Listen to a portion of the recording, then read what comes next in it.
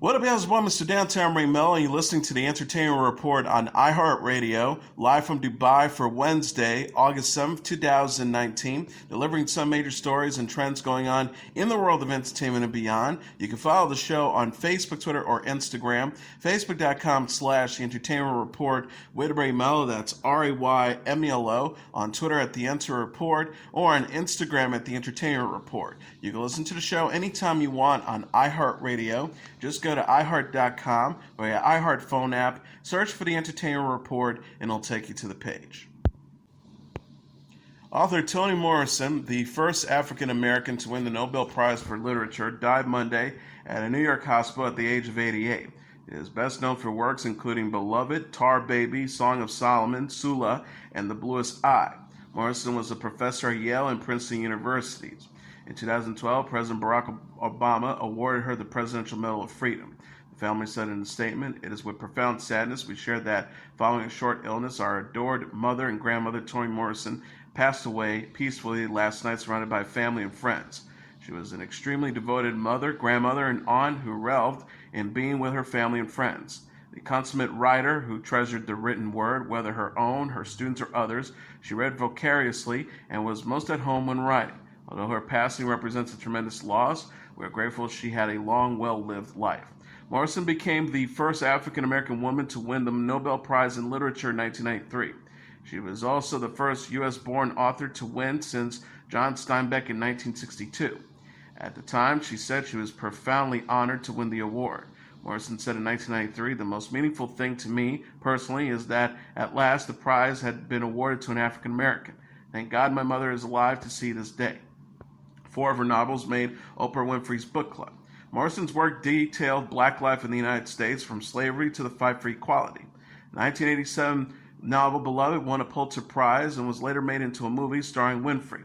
The main character is Sept, a slave mother who murdered her child rather than let her live in slavery. She was haunted by her decision that slavery is worse than no life at all. Her 1970 novel The Bluest Eye became an enduring classic. Character, Piccola Breedlove, is a poor 11-year-old girl who believes she is ugly and starts to hate herself. She said at the time, she has seen this little girl of all of her life, hair uncombed, dresses falling apart, shoe untied, and caked with dirt. They had stared at her with great uncomprehended eyes, eyes that questioned nothing and asked everything. Unblinking and unabashed, they stared up at her. The end of the world lays in their eyes, and the beginning, and all the waste in between.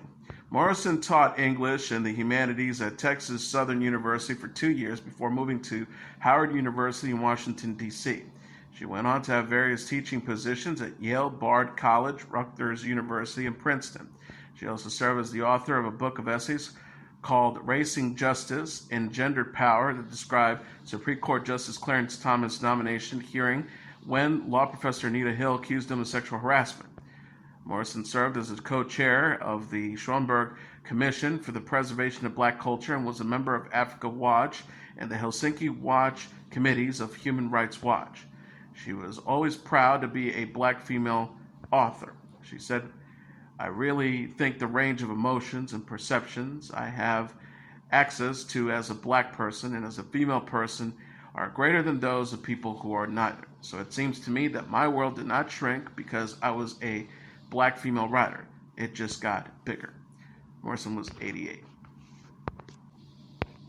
Videos from Elisabeth Moss's childhood appearance on Circus of the Stars was shown during her visit to Jimmy Kimmel Live on Monday night. Moss laughed at Kimmel played the 1990s era clip of her contorting her legs so that her feet touch her face while she sat on the table. Moss says as she looked at the video monitor, "It's so weird." A dog then ran on stage in the footage, ripped the clothes off the table, and revealed Moss was using false legs to create the illusion. Moss then hurried off with the table as the audience clapped. Kimmel teased, "Oh my goodness, it was a trick? Those legs look like so natural. Whose idea was it to have a 9-year-old girl put her legs behind her head on television?" Moss said, "Also, it was Circus of the Stars, but I wasn't famous. I was 9 years old. No one knew who I was," adding that she had never seen the video before. Moss, who was a cast member of Picket Fences when she appeared on Circus, also revealed that she is not an adventurous person and wasn't interested in performing on a trapeze or participating in any other risky circus stunts, so the contortionist act was all they could get her to do. She said, "I don't even like hiking. That is too much for me." Moss was on live to talk about her projects The Invisible Man, The Handmaid's Tale, and The Kitchen.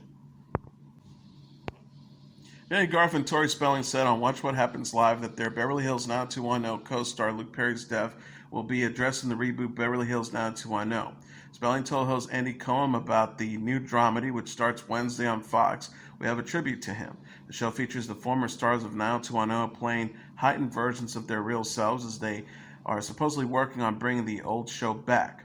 Garth said of how Perry's death will be handled in Beverly Hills 90210, "It was delicate. It was impossible to find the right way to do it." The actresses confirmed their new show was in development when Perry was still alive, and they wanted him to be part of it in some capacity, even though he was committed to his latest project, Riverdale. Spelling says, "When we did the meetings, he was on conference call from Vancouver. He was in support of it." Spelling and Garth also said they were happy Shannon Doherty, who was fired from the original series, is back for the revival. They both said it wouldn't be the same without her, noting Doherty is the integral character to the 90210 history. Garth admitted Spelling often acted as peacekeeper when things grew tense between Garth and Doherty on the 90210 set. Garth laughed, "We were so young and stupid," remembering how they almost came to blows one time when Doherty pulled her skirt up. Fortunately, people held them back and no one got hurt. Garth says, "We're both strong, Aries women, and we don't back down no matter what." Spelling admits she was shaking in her trailer during the time of the confrontation. Perry died on March 4th following a stroke. He was 52. Doherty recently guest starred on the season premiere of Riverdale as an homage to Perry. Spelling and Garth announced Monday that they're planning a live talk show tour across the United States. The following and younger actor Nico Tortorella has landed the lead role in AMC's upcoming The Walking Dead spin-off series. Deadline.com says Tortorella will play good guy Felix on the show, which will co-star Annette Manhandrew, Aaliyah Royal, Alexa Mansour, Nicholas Cantu, and Hal Cumpston. The third installment in the zombie apocalypse franchise doesn't have a name yet, but is expected to focus on people who came of age after civilization collapse. The show is filming now in Virginia and scheduled to premiere in the spring. Tamron Hall says NBC made the wrong choice by letting her exit today. The 48-year-old television personality discussed Monday at the Television Critics Association Summer Press Tour how her departure from Today and replacement by Megyn Kelly ultimately helped pave the way for her new talk show. Hall left NBC in 2017 following reports the network planned to remove her hour of Today to make room for Kelly. Hall was asked at the press tour if she felt vindicted after Megyn Kelly Today was canceled in October. Hall says, "Megyn's success or not, I already knew they made the wrong choice when I left the door. I would have never measured myself against her success or perceived lack thereof. Whether that show made it or not, I knew I was making the right decision for me." Hall married Steve Greener and gave birth to her first child, son Moses, after leaving Today. She will host a new talk show, The Tamron Hall Show, which premieres September 9th in syndication. She says, "I didn't know what could come after leaving this situation. I'm glad and fortunate that this is the end result." Hall previously said in 2017 that her former position at Today doesn't define her or her future. She says, "It's a job. It doesn't define me. It doesn't determine what I do, how I treat people." She added, "In the end, a title can't define you. When your card no longer says anything beneath it but your name, are you still you? Can you savor the victory the moment you were able to take that drink?" Elite will return for a second season September 6th on Netflix. The streaming service shared a release date and September 2nd teaser Tuesday on Twitter. The promo features Itzan Escamilla, Miguel Herran, and Mina El Hamani, and other stars against a dramatic flash red background. It also shows bands of money being stuffed into a black bag. The caption reads, #Elite Season 2 premieres September 6th. Hope this holds you over until then. Elite is a Spanish-language teen drama that debuted in October. The show follows Samuel, played by Escamilla, Christian, played by Herran, and Nadia, played by Al Hamani, three friends from working-class families who receive scholarships to the exclusive private schools La Ecosinas. Netflix renewed Elite in October following its debut. Variety said Season 2 will consist of 8 episodes entirely shot in 4K. Alicia Silverstone and Mark Feurerstein have joined Netflix's upcoming Babysitters Club reboot. The streaming service announced in a tweet Tuesday the 42-year-old actress A 48-year-old actor will star in the new series based on the Anne M. Martin book series of the same name. The Post reads, Alicia Silverstone will co-star in the upcoming live-action series of Babysitter's Club as Christie's mom, Elizabeth Thomas Brewer. Mark Feurerstein will play Watson Brewer. The Hollywood Reporter says Watson is the love interest of Elizabeth, the mom of Christy Thomas. The show follows the babysitting adventures of Christy and her best friends, Marianne Spire, Claudia Kishi, Stacey McGill, and Dawn Schaefer. Netflix ordered the Babysitter's Club to series in February. The first season will consist of 10 half-hour episodes and is in production in Vancouver, British Columbia. Walden Media, which owns the rights to the book series, is producing the series. Babysitter's Club books were published between 1986 and 2000 and sold 176 million copies. The series was previously adapted as an HBO series in 1990 and a featured film in 1995. Silverstone is known for the film Clueless and has since starred in the Paramount Network series American Woman. Feurerstein played Clifford Cayley on The West Wing and Dr. Henry Hank Lawson on Royal Pains. Fans of Euphoria have the Gossip Girl reboot, Riverdale spinoff, Katie Keene, and other dramas to look forward to as they wait for Season 2 of the HBO series. Euphoria stars Zendaya, Hunter Schafer, and Jacob Elordi concluded its first season Sunday with a tense and visually stunning finale. The episode marked series high ratings for the show, with 530,000 viewers during its initial airing and a total of 1.2 million viewers after replays and viewing on HBO Go now. Euphoria, based on the Israeli miniseries of the same name, made headlines throughout its run for its graphic nudity and depiction of sex and drug use among teenagers. The series was renewed for a second season in July. Guillermo Del Toro received the 2,669th star on the Hollywood Walk of Fame on Tuesday. The director was presented with the honor during a ceremony on Hollywood Boulevard to celebrate his decades-long career in film. He was joined by fellow director J.J. Abrams and singer Lana Del Rey. He began his speech by describing himself as weird and saying he found hope when he arrived in Hollywood and met people he found to be as weird as he is. He says, I think this star is for you, all of you that feel weird, to come over and sit for a moment. I'll spiritually be here for you anytime you want me to come. Del Toro, who was born in Mexico, went on to discuss his heritage and dedicated the star to fellow immigrants. He says, as a Mexican, receiving this star as a gesture, and no gesture right now can be banal or simple. It is very important that this is happening right now because I can tell you, to all of you, all immigrants from every nation, that you should believe in the possibilities and not the obstacles, ever. Del Rey, who performed the song from Del Toro's newest film, Scary Stories to Tell in the Dark, praised Del Toro's unique storytelling. She says, in a culture of sameness, he's completely himself, and that's the greatest lesson I get from all of his tales. It's a beautiful thing to be reminded that being different is to be celebrated. Abrams recalled recognizing Del Toro as a pure genius early on in their careers.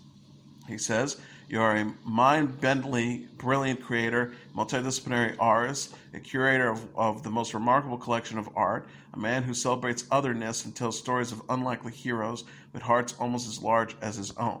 Del Toro began his directorial debut with the 1993 film Chronos and went on to direct other projects such as the Hellboy series and 2013's Pacific Rim. His 2006 film Pan's Labyrinth was nominated for an Academy Award for Best Original Screenplay and a Golden Globe Award for Best Motion Picture Foreign Language.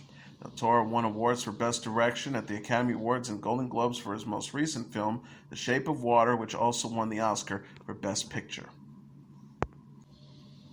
Steve Coogan will receive a special award for his contributions to comedy at the 2019 Britannia Awards. The BAFTA Los Angeles, a branch of the British Academy of Film and Television Arts, announced in a tweet Tuesday that the 53-year-old British actor will be honored with the Charlie Chaplin Britannia Award for Excellence in Comedy in October.